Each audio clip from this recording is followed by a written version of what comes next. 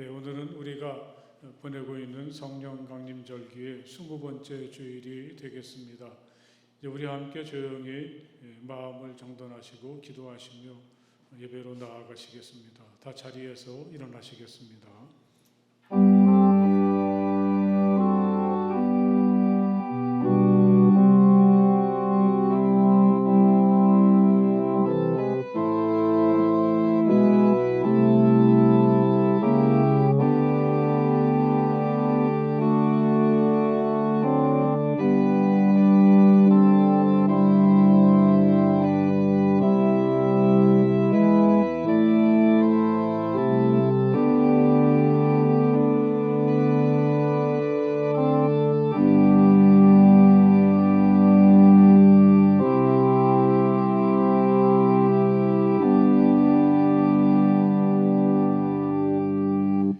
하나님, 주님은 나의 하나님입니다.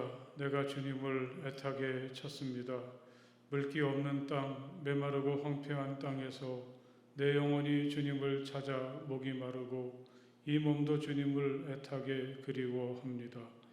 내가 성소에서 주님을 뵙고 주님의 권능과 주님의 영광을 봅니다. 주님의 한결같은 사랑이 생명보다 더 소중하기에 내 입술로 주님께 영광을 돌립니다. 이 생명 다하도록 주님을 찬양하렵니다. 내가 손을 들어서 주님의 이름을 찬양하렵니다. 아멘.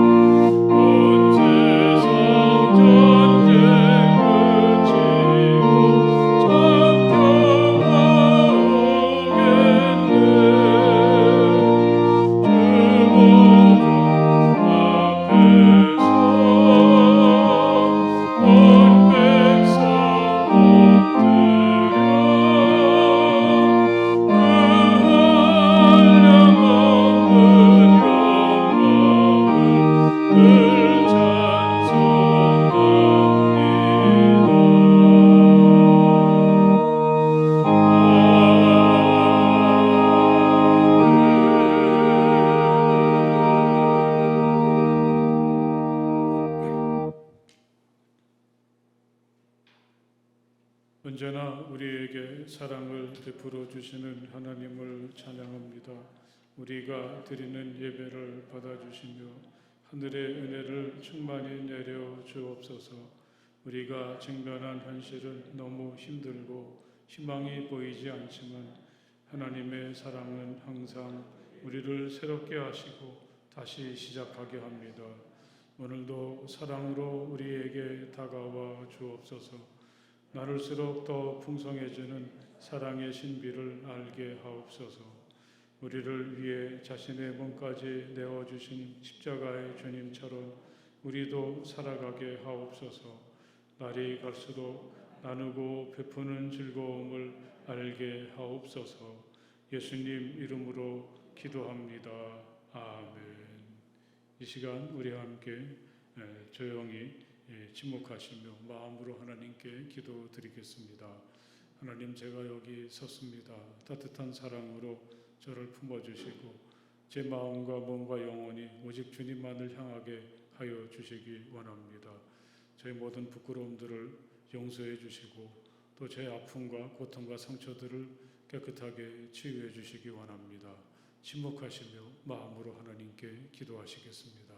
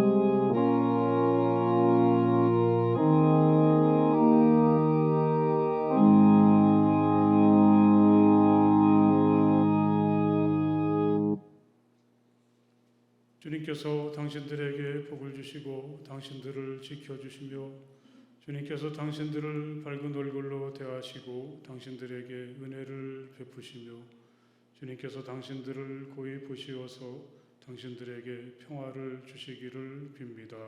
아멘.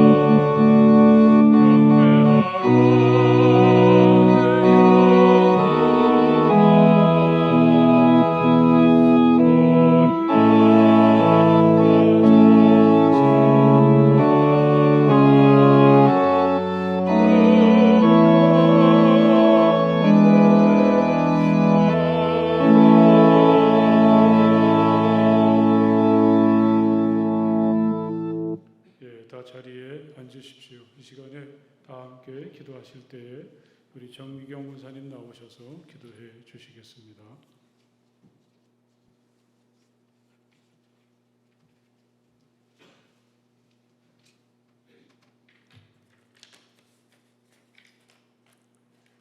사랑의 하나님, 오늘도 거룩하고 복된 주의 날을 허락해 주셔서 흩어져 생활하던 저희들이 주의 교회에 모여 하나님 앞에 예배 드릴 수 있도록 인도하여 주셔서 이 시간 주님께 신령과 진정으로 예배를 드림으로 하나님 앞에 영광 돌려 드릴 수 있도록 인도하여 주시기를 간절히 기도드립니다. 이 시간 예배 가운데 주님께서 임재하셔서 우리의 찬양과 기도를 받아 주시옵소서. 하나님 아버지, 질병으로 고통받는 성도를 보혈의 손으로 치유하여 주시고 물질의 어려움으로 힘들어하는 이들에게 통로를 열어주시고 코로나 상황 가운데 평안과 담대함으로 문제들을 이겨내게 하여 주시옵소서. 예수 안에서 새 생명을 얻게 하시고 상처 입은 가정들이 치유되며 삶의 희망의 이정표가 되게 하여 모두 치유되고 회복되는 놀라운 체험들이 나타나게 하시옵소서. 10월 29일 전교인 야유회가 있습니다. 주님 함께 해주셔서 은혜롭게 진행될 수 있게 해주시옵소서. 생명의 말씀 들고 단위에 서신 담임 목사님께 성령, 능력으로 붙들어 주시고 말씀을 통하여 참된 평안과 기쁨을 얻는 귀한 시간 되게 하여 주실 줄 믿습니다. 주의 말씀이 우리의 심령에 단비를 부어주시는 능력의 말씀이 되게 하시옵소서. 보이지 않는 곳에서 예배를 위해 헌신하시는 손길들을 기억하시고 축복하여 주시옵소서.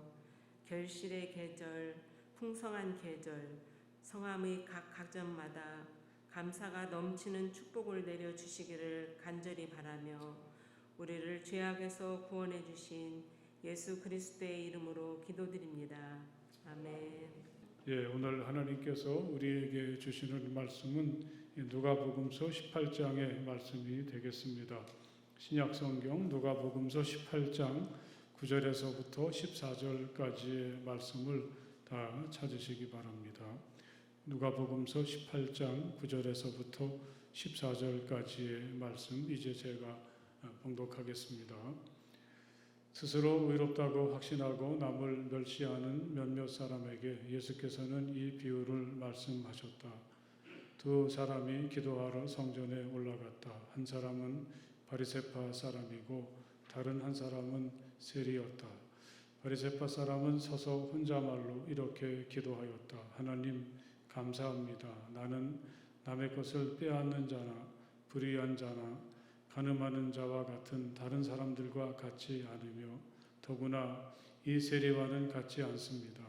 나는 일회에 2번씩 금식하고 내 모든 소득의 11조를 바칩니다. 그런데 세리는 멀찍이 서서 하늘을 우러러볼 엄두도 못 내고 가슴을 치며 하나님 이 죄인에게 자비를 베풀어 주십시오 하고 말하였다. 내가 너희에게 말한다.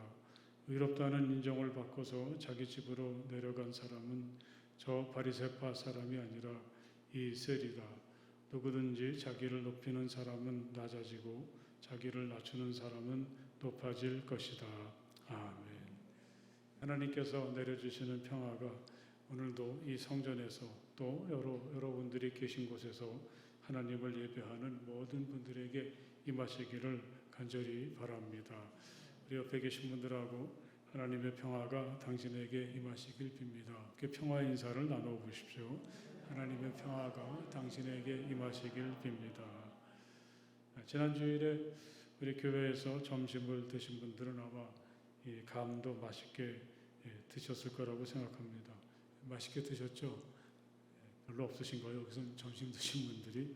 그 감이 좀 특별했는데 그것은 그 감이 다른 데서 사온 게 아니라 우리 교회 마당에 심겨진 감나무에서 딴 것이라 그렇습니다. 작년에는 거의 열매가 없었습니다. 여름을 지나서 가을로 접어들게 되면 제 사무실이나 상가대실에서 점점 커가고 노랗게 변화가는 감을 내려다보는 일이 참 즐거웠는데 이 작년에는 다른 해와 다르게 감이 거의 보이지 않았습니다. 별로 노력도 하지 않으면서 열매만 챙기는 것 같아서 염치가 없기도 하지만 어쨌든 해마다 열리는 감나무가 열매가 없어서 올해는 걱정스럽게 여름부터 지켜보았는데 제법 많이 달렸습니다. 그동안 비바람을 견디지 못하고 떨어진 것들도 적지 않았는데 올해는 작년과 비교할 수 없을 만큼 많이 달렸습니다. 농사를 짓는 분들은 그걸 가리켜서 해거리한다 그렇게 표현하는 것 같습니다. 물론 해마다 빠짐없이 열매를 많이 맺는 것도 좋지만 그렇지 못할 경우에도 나무가 올해는 해거리 하나보다 그렇게 생각하며 섭섭한 마음을 달래는 거죠. 그렇게 지내다 보면 그 이듬해엔 우리의 경우처럼 열매를 많이 맺는 풍성한 시간이 다가오기도 합니다. 우리 인생에도 해거리라는 게 있지 않겠습니까? 요즘 영국에서 활약하는 이 축구 선수 손흥민 선수도 작년에는 리그에서 가장 많은 골을 넣었었는데 올해는 좀 잠잠하죠. 아마 해거리하는 모양입니다. 서양인에 비해서 신체적인 한계가 분명한 손흥민 선수가 매년 미친 듯이 활약하다 보면 그 생명은 그다지 길지는 않을 것입니다. 그의 가을이 5개 익어가도 우리 집 감나무는 허전했다. 이웃집엔 발갛게 익은 감들이 가지가 휘어질 듯 탐스러운데 학교에서 돌아온 나는 바디라는 어머니를 찾아가 징징거렸다. 왜 우리 감나무만 감이 안 열린단가? 해거리 하는 중이란다. 감나무도 산 목숨이어서 작년에 뿌리가 너무 힘을 많이 써부려서 올해는 꽃도 열매도 피우지 않고 시방 뿌리 힘을 키우는 중이란다. 해거리 할 땐 위를 쳐다보지 말고 발 아래를 지켜봐야 하는 법이란다. 모든 일이 다 잘 되고 또 날마다 발전하고 또 조금도 차질 없이 마치 순풍에 돛단 것처럼 전진해 나가는 그런 인생이 과연 있을까? 해마다 해거리 하는 것 같고 또 해거리가 너무 자주 다가오는 것 같아서 힘들 때도 있지만 거둘 것이 없어서 오히려 한가하고 조용해지면 우리는 또 그때 차분하게 자신을 돌아보게 됩니다. 해거리 하는 때에는 위를 쳐다보지 말고 발 아래를 지켜보라고 하지 않습니까? 만약에 지금 또는 올해 나의 모든 일이 잘 되지 않았다면 또 내년이 되면 또 이 해거리가 끝나면 더 풍성해지는 시간이 우리를 기다리지 않겠습니까? 박노해의 시 해거리는 이렇게 이어집니다. 어머님은 가을 거지를 마치신 후 감나무 주위를 파고 퇴비를 묻어주며 성호를 그으셨다. 꽃과 열매를 보려거든 먼저 허리 굽혀 땅심과 뿌리를 보살펴야 하는 거라며 정직하게 해거리를 잘 사는 게 미래의 희망을 키우는 유일한 길이라며 여러분들이 느끼실지 모르는데 매 주일마다 우리는 이 설교 시간에 누가복음의 말씀을 통해서 예수님의 여정을 함께 걸은 지가 꽤 되었습니다. 우리는 지난 몇 주간 동안 예수님과 함께 길을 가면서 예수님께서 길을 가다가 만난 사람이며 예수님의 이야기 속에 나왔던 사람들을 알고 있습니다. 거슬러 올라가 보면 15장에서는 잃어버린 한 마리 양을 찾기 위해서 99마리를 두고 헤매는 목자와 또 집안에서 잃어버린 동전을 찾는 한 여성을 만납니다. 둘 다 자기들의 최선을 다해 찾았고 마침내 찾았을 때 그들은 크게 기뻐했습니다. 잃어버린 양이나 잃어버린 동전 한 입 같은 사람들이 우리 하나님께는 얼마나 중요한가. 예수님은 그것을 통해서 일깨워 주시죠. 혹시 거지 나사로가 기억이 나시는 분도 있을 것입니다. 예수님은 부자는 단지 부자로고만 하시고 거지에게는 나사로라는 하나님께서 나를 도와주신다. 그런 이름을 붙여주셨습니다. 이 세상에선 당연히 부자가 유명했지만 하나님의 생각은 달랐습니다. 비록 가진 것이 없어도 하나님만 믿고 의지하는 사람을 하나님께서 그 어떤 사람보다 소중히 여긴다는 것을 여기서 깨닫게 되죠. 믿음이 부족하다고 말하는 제자들에게 그 정도 믿음이면 충분하다고 만일 우리에게 겨자씨 하나만한 믿음만 있어도 그토록 깊이 뿌리를 내린 뽕나무를 뽑아서 바다에 옮겨 심을 수 있다고 예수님은 말씀을 하십니다. 중요한 것은 믿음을 가지고 도전하고 살아가는 일이라는 사실이죠.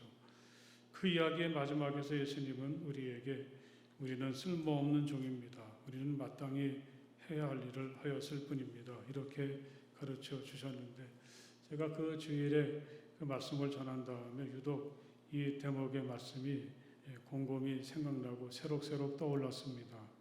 한 해를 되돌아보게 되고 또 제가 지나온 짧지 않았던 이 목회 여정을 돌아볼 때 정말 나에게 주시는 말씀이란 사실을 공감했습니다.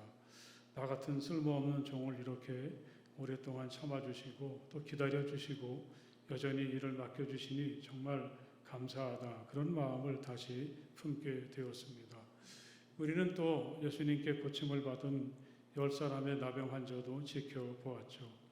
예수님이 말씀하셨던 대로 그들은 제사장에게로 가다가 병이 나았습니다. 그때 예수님께 돌아와서 하나님께 영광을 큰 소리로 돌리고 예수님께 감사한 사람은 오직 사마리아 사람 하나뿐입니다. 생각해보면 이것은 우리 자신의 이야기이기도 하죠. 우리에게 감사할 줄 모르고 그냥 지나쳤던 순간이 얼마나 많았습니까? 아무리 바빠도 이 걸음을 멈추고 하늘을 우러러보면서 우리가 하나님께 큰 소리로 감사하고 영광을 돌릴 때 우리에게는 기쁨이 충만하고 우리는 좀 더 주님께 가까이 다가설 수 있게 되고 주님은 우리에게 하늘나라를 경험하게 해 주십니다. 지난주에 우리가 만난 사람은 과부였습니다. 빼앗긴 권리를 찾기 위해서 그녀는 재판관을 찾아갔습니다. 하나님도 두려워하지 않고 사람을 존중할 줄도 모르는 재판관은 그녀를 거들떠 보지도 않았죠. 그래도 그녀는 자신의 요구를 들어줄 때까지 그를 거듭해서 찾아갑니다. 마침내 재판관은 그녀에게 두 손을 바짝 들고 맙니다. 결코 포기하지 말라고 주님은 말씀하시는 거죠. 그것이 정말 가치 있고 우리가 인간답게 살기 위해서 필요한 것이라면 자신의 모든 것을 걸고서라도 도전하고 기다리고 끝까지 찾는 믿음을 가져야 된다고 주님은 말씀을 하십니다. 사랑하는 여러분, 이렇게 우리가 예수님을 통해서 만나게 되었던 몇 사람들을 생각을 해보면 우리를 향한 하나님의 시선이 참 독특하고 우리가 세상을 바라보고 사람을 평가하는 것들과는 많이 다르다는 것을 깨닫게 됩니다. 이것은 다른 복음서에 비해서 누가복음서가 가진 특징이기도 한데 잃어버린 양처럼 세상에서는 소외당하고 사람들의 관심에서 벗어난 사람들이 참 많이 있습니다. 하나님의 시선은 이런 잃어버린 양과 같은 사람들을 향하고 있다는 말씀이죠. 거지 나사로를 이야기하는 대목에서 사람들은 매우 충격을 받았겠죠. 우리가 다 알고 있는 부자의 이름도 모르시는 하나님께서 어떻게 거지 이름은 알고 계시지? 하나님의 시선은 부자라고 떵떵거리고 큰소리치는 사람이 아니라 힘은 없지만 언제나 하나님께 소망을 두고 살아가는 그 사람들에게 있다는 사실을 깨닫게 됩니다. 하필이면 사마리아 사람이죠. 10명의 고침받은 나병 환자 중에서 예수님께 돌아온 단 한 사람은 바로 사마리아 사람입니다. 그것을 지켜보는 유대인들은 무척 자존심이 상했겠죠. 하지만 하나님의 시선은 사마리아 사람이나 유대 사람을 구별하지 않는다는 것을 우리는 깨닫게 되죠. 겨자씨 같이 있는 것 같기도 하고 없는 것 같기도 한 믿음은 참 부끄럽고 한심하죠. 그러나 하나님은 그 작은 믿음도 소중히 여기시고 그 작은 믿음을 가진 사람들을 크게 사용하신다는 것을 깨닫게 됩니다. 이 세상을 변화시키고 하나님의 뜻을 이루어가는 사람들은 바로 겨자씨 믿음을 가진 사람들이죠. 그토록 교만하고 사람을 무시하던 재판관이 그만 과부에게 두 손을 들었다는 소문이 퍼졌을 때 사람들은 얼마나 통쾌했겠습니까? 자기 권리를 찾기 포기했던 사람들이 들고 일어나서 아마 그 재판관을 수없이 괴롭혔을 것입니다. 하나님의 시선은 바로 이 힘없는 과부에게 쏠려 있습니다. 예수님은 우리가 이렇게 살기를 바라죠. 비록 힘은 없더라도 사람들은 나를 무시할지라도 결코 자신을 소홀하게 여기지 않고 인간다운 삶을 향해 신념을 가지고 도전하는 사람, 결국은 그런 사람들은 자기가 가진 꿈들을 이루게 된다고 말씀을 하십니다. 이렇게 몇 주간 동안 여러분과 함께 나누었던 말씀들을 다시 생각을 해볼 때 다시 가슴이 뛰게 되고 희망이 생기는 것을 느낄 수가 있게 됩니다. 여러분들은 그렇지 않으십니까? 문득 골리앗 앞에 선 다윗이 생각났습니다. 그건 도저히 승산이 없는 싸움이 아닙니까? 하지만 다윗은 도저히 가만히 있을 수가 없었습니다. 여호와 우리 하나님께서 한낱 이방인에게 저렇게 수모를 당해도 될까? 그는 자신이 사용하던 물매, 아마 우리는 어렸을 때 그것을 누룽치기라고 했는데 그 물매에다가 돌멩이 몇 개 들고 자신만의 방법으로 골리앗과 맞서지 않습니까? 바로 그게 믿음이라고. 하나님의 시선은 이렇게 믿음을 굽히지 않고 살아가는 사람들을 향하고 계시다고 예수님은 우리에게 말씀을 해주십니다. 사랑하는 여러분, 오늘 우리가 읽은 말씀도 이러한 틀에서 벗어나지 않습니다. 제가 이렇게 언성을 높일 때는 좀 눈을 크게 뜨시라는 뜻이 담겨져 있습니다. 이 자리에 좀 집중을 하시기 바랍니다. 예수님은 두 사람이 기도하러 성전에 올라갔다고 하셨습니다. 그들은 바리새파 사람과 세리입니다. 그렇다면 사람들은 당연히 하나님의 시선은 그 사랑스러운 눈으로 하나님은 바리새파 사람을 바라보셨을 거다. 바리새파 사람을 하나님께서 특별히 환대하시고 그의 기도를 들어주셨을 것이다. 그렇게 생각을 하겠죠. 이 세리가 기도하러 예루살렘 성전에 올라갔다는 것은 그 자체가 뉴스거리가 될 수도 있습니다. 어쩌면 이 세리를 알아본 사람들은 그를 성전에 들어가지 못하게 했을 수도 있죠. 성전은 당신 같은 사람은 들어갈 수 없는 거룩한 곳이다. 당신 같은 사람은 성전을 더럽히는 거니까 그러니 들어갈 수 없어. 이 세리와 성전은 잘 어울리지 않아 보입니다. 그런데 오늘 예수님께서 말씀하시기를 하나님의 시선은 이 두 사람 중에서 세리를 향하고 있었다고 하십니다. 하나님은 바리새파 사람이 아니라 세리를 의롭다고 인정해 주시고 그에게 자비와 사랑을 베풀어 주셨다고 예수님은 이야기하십니다. 사람들은 너무 놀라고 충격을 받았을 것입니다. 도대체 하나님이 뭘 보시고 이렇게 하신다는 말일까? 바리새인을 세리보다 더 못하게 생각하시다니 이것은 있을 수 없어.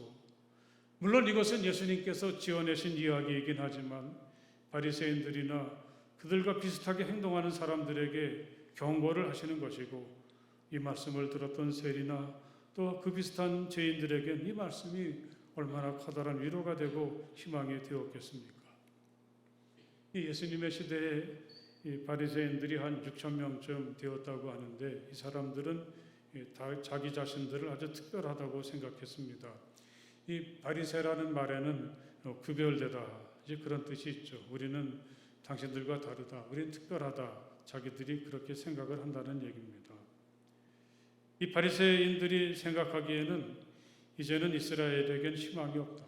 하나님께서 우리를 구원하시고 하나님의 나라가 오지 않는다면 우리에게 희망이 없다는 사실을 생각했습니다.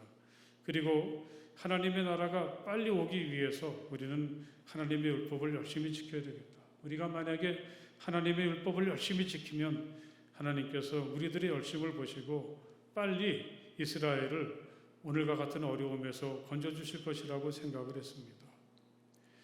이 바리새인들이 가진 이런 목적은 참 순수하고 좋은 것이지만 우리가 현실에서 이 바리새인들, 특별히 이 복음서를 통해서 만나게 되는 바리새인들은 항상 배타적이고 또 자기들만 의롭다는 착각에 빠져 있었습니다. 이 바리새인들은 겉으로 드러나는 데만 신경을 썼지 내면은 잘 살피지 않습니다. 예수님께서 보시기에 그들은 아주 위선적이었습니다. 예수님은 그들을 회칠한 무덤이라고 혹평하셨죠. 이 겉은 하얗게 칠해 놓았지만 안에는 사람들을 부정하게 하는 부패한 시신이 누워있는 그런 더러운 곳으로 채워진 무덤과 같은 존재들이라고 예수님은 단정하셨습니다. 예수님께서 보시기에 이 바리새인들은 사람들이 결코 닮아서는 안 되는 사람들입니다. 너희는 주의하여라. 바리새파 사람의 누룩과 헤롯의 누룩을 조심하여라. 이렇게 예수님은 대놓고 우리가 바리새파 사람들을 닮아서는 안 된다. 제자들에게 그렇게 경고를 하십니다. 여러분이 성전에 올라간 바리새파 사람이 어떻게 했는지 한번 보십시오. 이 바리새파 사람은 서서 이렇게 그의 자세를 이야기합니다. 그는 그의 마음속에는 자기를 사람들에게 드러내고 과시하고 싶은 마음이 있는 것 같습니다. 내가 성전에 올라왔다. 내가 기도한다. 그런 생각이 있는 거죠. 다른 성경에는 자세를 잡았다. 이렇게 읽기도 하고 있습니다. 그에게는 하나님의 전에 올라와서 하나님께 예배를 드리거나 기도하는 것이 아니라 하나님의 전에 올라온 목적이 자기 믿음을 자랑하고 사람들에게 보여주기 위해서 이 자리에 온 것을 짐작할 수 있습니다. 그는 혼잣말로 하나님께 기도합니다. 그 내용은 이렇습니다. 하나님 감사합니다. 나는 남의 것을 빼앗는 자나 불의한 자나 간음하는 자와 같은 다른 사람들과 같지 않으며 더구나 이 세리와는 같지 않습니다. 이게 바로 그의 기도입니다. 여러분, 이건 기도라기보다는 하나님께 자기를 내세우고 드러내고 자랑하는 것이 아니겠습니까? 자기는 그런 자격이 충분하다고 그는 생각을 하죠. 또 그는 덧붙여서 말하기를 자기는 한 주일에 2번이나 금식을 한다고 합니다. 대부분의 경건한 사람들은 한 번으로 충분하다고 생각을 하는데 그는 2배를 하는 거죠. 그는 소득의 11조를 정확하게 바치기도 하죠. 어떻게 보면 정말 자랑할 만한 것인데 그는 이렇게 자기가 자랑하고 싶은 것, 또 자기의 특별한 것을 하나님께 말씀드리는데 이게 그가 하나님께 나와서 생각하는 것이고 기도하는 것의 전부입니다. 이 사람은 정말 너무 자랑할 것이 많아서 잘못된 것 같습니다. 자기가 아무리 자랑스럽고 또 내세울 것이 많다고 하더라도 이렇게 하는 것은 아니라는 것을 예수님은 우리에게 일깨워 주시죠. 이 바리새인은 지금 자기가 하나님 앞에 서 있다는 사실을 잊고 있습니다. 그에게는 거룩하고 영원하신 하나님 앞에 서 있다는 피조물로서 당연히 느끼게 되는 두려움이 하나도 없습니다. 그걸 우리는 경외감 또는 경외심이라고 할 수 있는데 이렇게 경외감이 사라진 믿음이란 얼마나 몸이 건조해지는 것인지 그건 단지 형식이고 껍데기일 뿐이죠. 그래서 사도 바울은 빌립보의 성도들에게 편지를 보내면서 두려움과 떨림을 이야기합니다.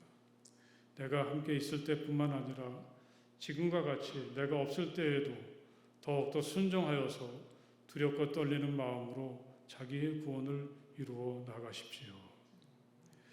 이 바리새파 사람들처럼 지금 자기가 하나님에 서 있다는 사실을 망각하고 사람들과 자신만 비교하고 사람들에게 자신을 드러내 보이려고 하고 또 하나님 앞에 서 있다는 사실을 잊어버릴 때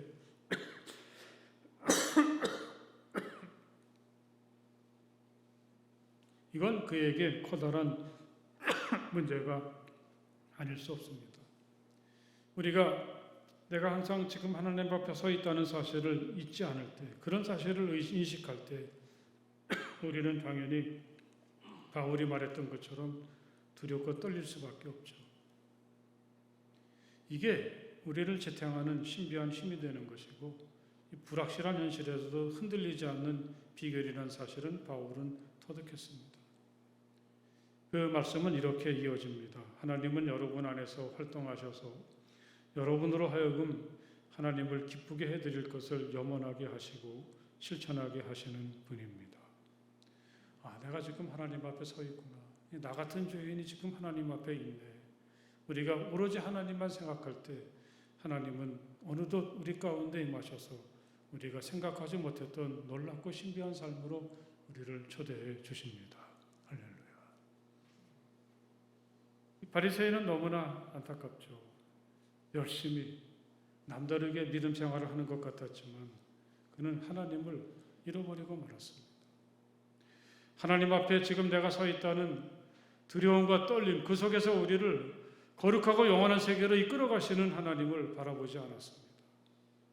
성전에 올라와서 기분만 잔뜩 내다가 돌아보고 말았던 거죠. 그는 하나님과 상관이 없는 삶을 살 수밖에 없습니다. 여전히 무미건조하고 경이로움이나 신비하고는 전혀 상관이 없는 메마른 인생을 살아갈 수밖에 없죠. 이 세리는 어떻습니까? 아마 그는 성전에 올라간다는 자체가 큰 망설임이기도 하고 부담이기도 했을 것입니다. 그가 어디 사는 사람인지는 몰라도 여기서 말하는 성전은 저 높은 곳에 있는 예루살렘 성전이죠. 며칠이 걸릴 수도 있고 몇 시간이 걸릴 수도 있습니다. 어디를 가다가 우연히 교회가 있어서 들어가서 기도나 한번 해볼까? 그런 가벼운 마음을 아닐 것입니다. 그는 정말 간절한 마음을 가지고 성전을 찾는 사람입니다. 가장 부담이 되는 것은 사람들의 따가운 시선이죠. 아무리 감추려 해도 사람들은 그가 세리라는 것을 알게 되고 이 세리가 성전에 올라갔을 때 막 손가락질을 해주죠. 이런 세리가 성전에 와 있다는 사실은 예사로운 일이 아닙니다. 여러분, 그만큼 이 사람은 너무 간절하고 더 이상 내가 이렇게 살 수는 없다는 절박함이 엿보입니다. 마치 지난주에 나누었던 힘없는 과부가 그렇게 무시를 당하면서도 재판관을 거듭 찾아가는데 오늘 세리의 마음도 그녀와 다르지 않습니다. 갈 길도 멀고 삶이 바쁩니다. 무엇보다도 자기를 향한 사람들의 따사운 시선이 있습니다. 그래도 그가 성전에 올라온 것은 그만큼 간절하고 절박하기 때문이죠. 오로지 하나님만이 자기를 용서해 주시고 새로운 길을 열어주신다는 믿음이 있기 때문입니다. 여러분, 우리가 하나님 앞에 나올 때마다 여러분들이 어디서든지 기도할 때마다 이런 믿음을 가질 수 있기를 간절히 바랍니다. 우리가 여기 모인 게 친구들 만나거나 사람들에게 인정받거나 사람들 앞에서 나를 자랑하기 위해서 온 것은 아니지 않습니까? 우리에겐 이 자리에서는 하나님뿐입니다. 오로지 하나님만이 나를 용서해 주시고 나를 치유해 주시고 나를 회복시켜 주시고 나를 새롭게 하셔서 다시 시작하게 하실 수가 있습니다. 이 세리는 성전에 올라가서도 사람들이 볼까? 이 성전 어두운 구석에서 감히 하늘을 올려다보지도 못하고 가슴을 치면서 기도하죠. 우리 예수님의 표현 속에서 우리가 그래야 되겠구나. 이 사람이 얼마나 간절한지 느낄 수가 있습니다. 하나님, 이 죄에 내게 자비를 베풀어 주십시오. 그는 이렇게밖에는 기도할 수가 없습니다. 더 이상 말씀드릴 게 없습니다. 그런데 이거면 충분합니다. 우리에게 무엇이 필요한지 하나님은 우리가 하나님 앞에 나가기도 전에 다 알고 계신 하나님이 아니십니까?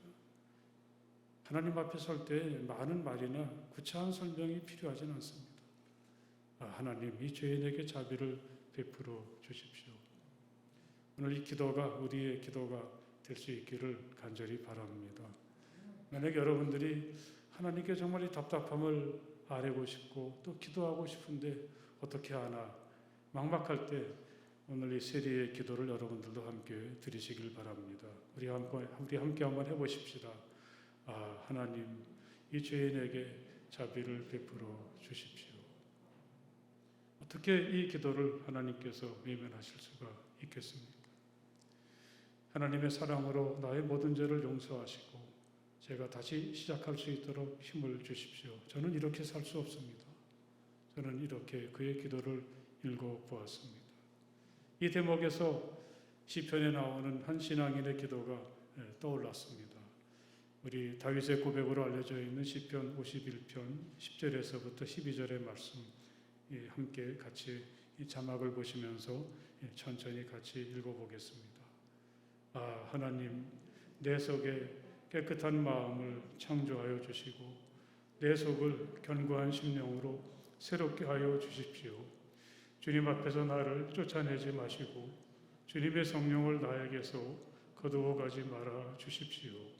주님께서 베푸시는 구원의 기쁨을 내게 회복시켜 주시고 내가 지탱할 수 있도록 내게 자발적인 마음을 주십시오. 아멘. 이렇게 기도할 때, 이런 마음을 가지고 하나님 앞에 나올 때 바로 이 시간이 인생의 새로운 길이 열리는 거룩한 순간이 됩니다. 우리가 비록 세상에서 그리 두드러지지 못한, 정말 하나님 앞에 설 때에도 자랑할 것이 아무것도 없는 그런 인생일지라도, 그리고 우리 앞날을 짐작해 볼 때 별로 달라질 것이 없는 그저 그런 인생이겠지만 하나님의 시선이 지금 나에게 머물고 있고 하나님께서 나의 간구에 귀를 기울이고 있다고 생각을 해보면 여러분 그건 정말 놀라움과 신비함과 경이로움이고 감동입니다.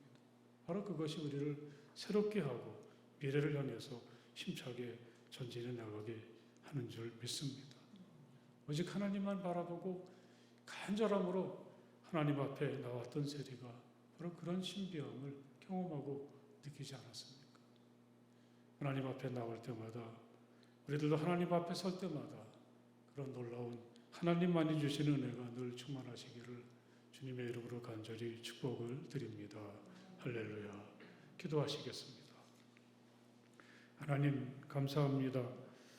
하나님의 마음이 어느 사람에게 열려 있고 또 하나님의 시선이 누구를 향하고 있고 하나님의 귀가 누구를 향해서 열려져 있는지 이 귀한 말씀을 통해서 깨닫게 도와주시니 정말 감사합니다.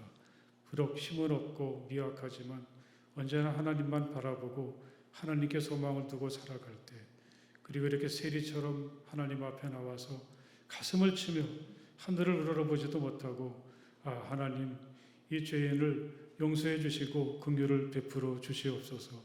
우리에게 자비를 내려 주십시오. 그렇게 기도할 때 신비한 세계를 하나님이 열어주심을 깨닫게 도와주시니 정말 감사합니다.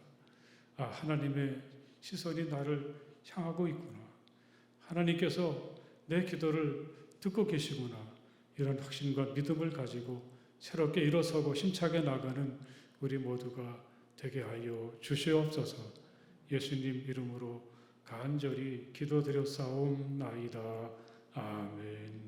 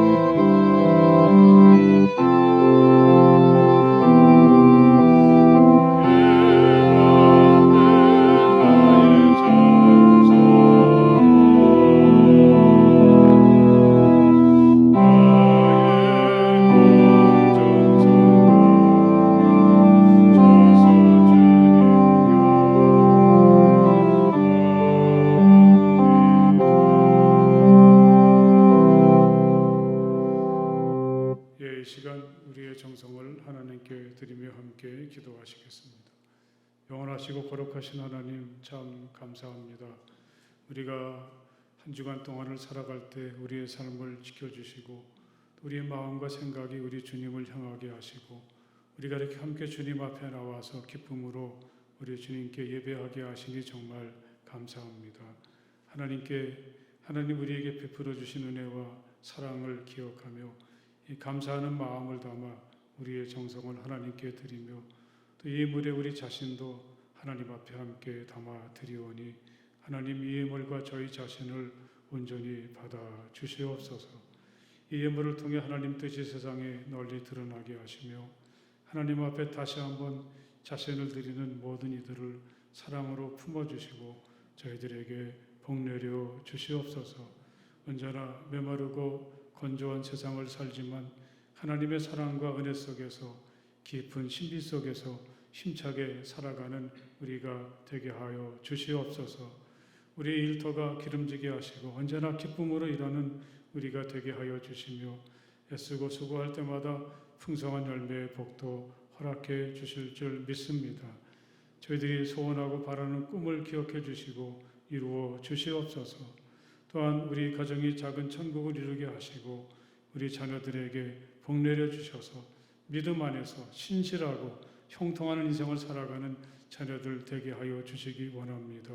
특별히 이 대학 입시와 또 취업의 문을 두드리는 또 더 높은 세상을 향해서 발돋움하는 우리 친구들을 축복해 주시고 그들의 길을 활짝 열어 주시옵소서.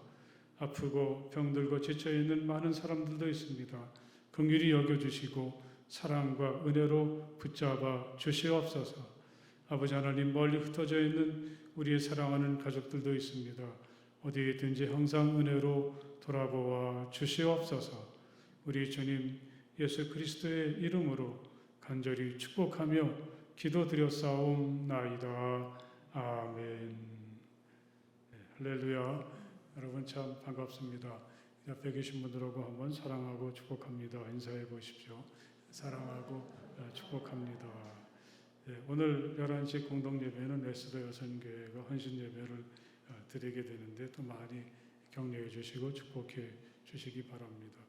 이제 그 추수감사절이 2주일 앞으로 다가왔는데 여러분의 마음속에 감사일기를 착실하게 쓰시면서 힘들지만 또 감사하는 마음이 더욱더 많이 생겨질 수 있기를 바라고 또 이제 다음 주일 지나면 31일부터 감사절 전날 저녁까지 저녁 기도회를 계획하고 있는데 이번에는 그 영상으로는 하지 않고 성전에만 모여서 기도회를 하도록 하겠습니다. 한 해를 이렇게 보내면서 하나님 앞에 감사하고 또 간절히 기도하고 또 우리 성도들이 큰 은혜를 받는 그런 기회가 되리라고 믿습니다. 한 주간 동안 함께 하십시오. 어떤 분은 그때 이제 한국 시리즈가 열린다고 SSG 어떡하냐고 걱정을 하는데 다 잘 될 거니까 맡기고 오셔서 같이 하셨으면 좋겠습니다. 묻자고 하는 얘기인데 아무도 반응이 없으시네요. 이번 토요일에는 성암가족 가을동행 이 광릉 수목원에 하루 다녀오는데 참 많은 분들이 신청을 해주셔서 참 귀한 시간이 되리라고 기대합니다. 여러분들이 어떤 차를 이용하실지 또 여러 그 표를 로비에 붙여 놓았으니까 신청하신 분들은 확인을 하시고요. 어쨌든 토요일 날 9시 30분까지 현대 5차 아파트 또 2차 아파트 사이에 4차선 도로에 5차 쪽 도로 버스 정류장에서 우리 차들이 출발하게 되니까 여러분 꼭 기억하시고 그 시간에 잘 모여주셨으면 좋겠습니다. 우리 그 성도들 중에 김진우 조경실 성도 가정에 지난 21일 날 아들, 딸 쌍둥이가 태어났습니다. 여러분 많이 축복해 주십시오. 우리 김성복 장로님 가정에 큰 경사가 났습니다. 다른 광고는 주보를 잘 보시면 되겠습니다. 이제 우리 함께 일어나셔서 주기도문 찬송 함께 찬송을 부르시겠습니다.